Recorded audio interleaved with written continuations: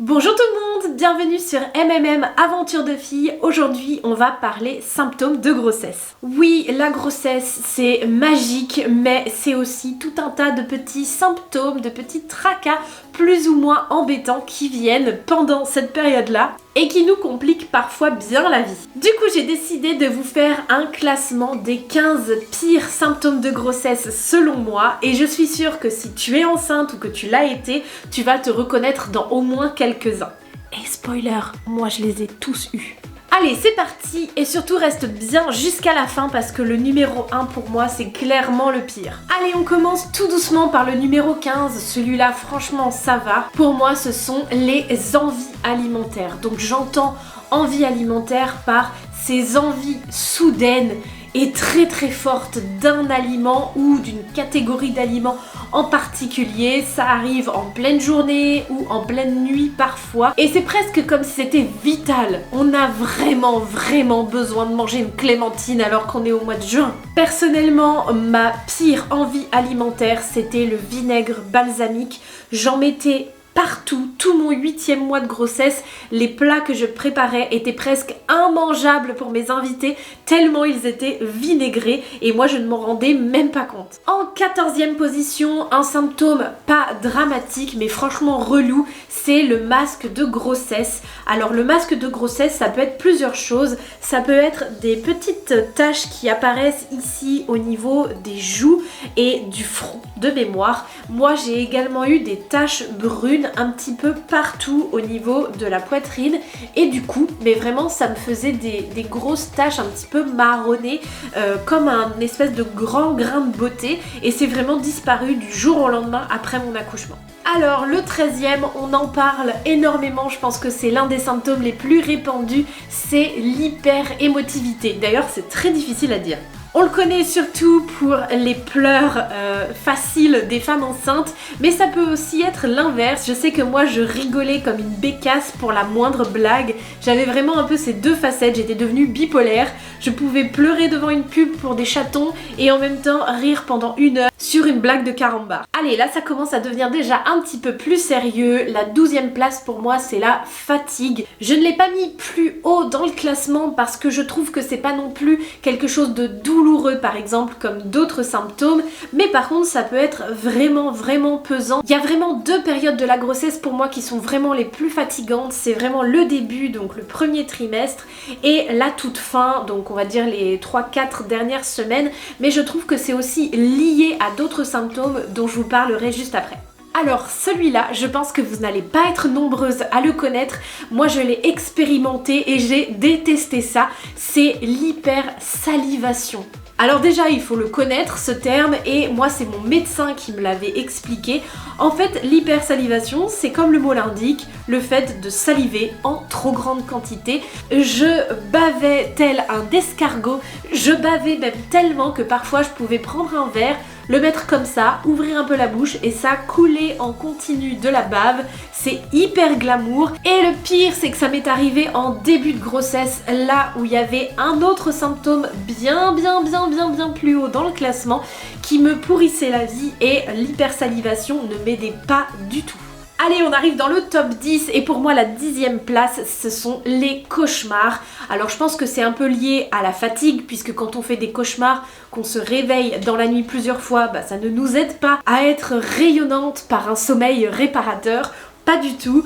Donc les cauchemars, je crois que c'est vraiment plutôt l'aspect psychologique de la grossesse. On se pose toujours beaucoup de questions, on appréhende peut-être un peu l'accouchement, peut-être le après-grossesse, etc. Et du coup notre cerveau cogite et fabrique des jolis petits films, pas toujours très agréables à regarder. Et moi je me suis fait des belles frayeurs à me réveiller en sursaut, en nage, parce que par exemple j'étais poursuivie par une sauterelle géante. À la 9e place, j'ai mis les remontées acides. Les remontées acides, je pense que c'est vraiment très connu des femmes enceintes, tout simplement parce que le gros bidou prend beaucoup de place et que du coup ça écrase un petit peu l'estomac, et les aliments ont plus facilement accès à la remontée vers la bouche. Ce qui fait que dès qu'on se met légèrement en position allongée, donc la nuit ou même dans le canapé pour faire une petite sieste, et ben ça revient en haut et c'est très désagréable et parfois ça fait même très très mal. À ce moment-là, le gaviscon devient ton meilleur ami. À la 8e position, j'ai mis l'essoufflement. Alors l'essoufflement, c'est pas hyper grave. Pourquoi est-ce que je l'ai mis à la 8e position? C'est parce que quand te lever pour mettre tes chaussures devient la même quantité d'effort à fournir que pour courir 5 km en temps normal, là ça devient vraiment grave. En 7e position, j'ai mis l'un des tout premiers symptômes que l'on ressent quand on est enceinte et qui peut parfois durer jusqu'à la fin de la grossesse, mais généralement ça s'arrête à peu près vers le 3 ou 4e mois. C'est les tiraillements au niveau des ligaments, des ovaires. Ça vraiment, ça fait super mal. C'est tout simplement les ligaments qui sont étirés pour faire de la place et laisser bébé grandir de plus en plus. Et c'est pas tout à fait des douleurs de règles, c'est pas tout à fait des douleurs de contraction. Les filles d'entre vous qui ont eu des douleurs comme ça aux ligaments pendant leur grossesse, je suis sûre que vous voyez de quoi je parle. En 6e place, attention, on se rapproche franchement du top 5 et là on entre dans le vif du sujet. J'ai appelé ça les problèmes de transit.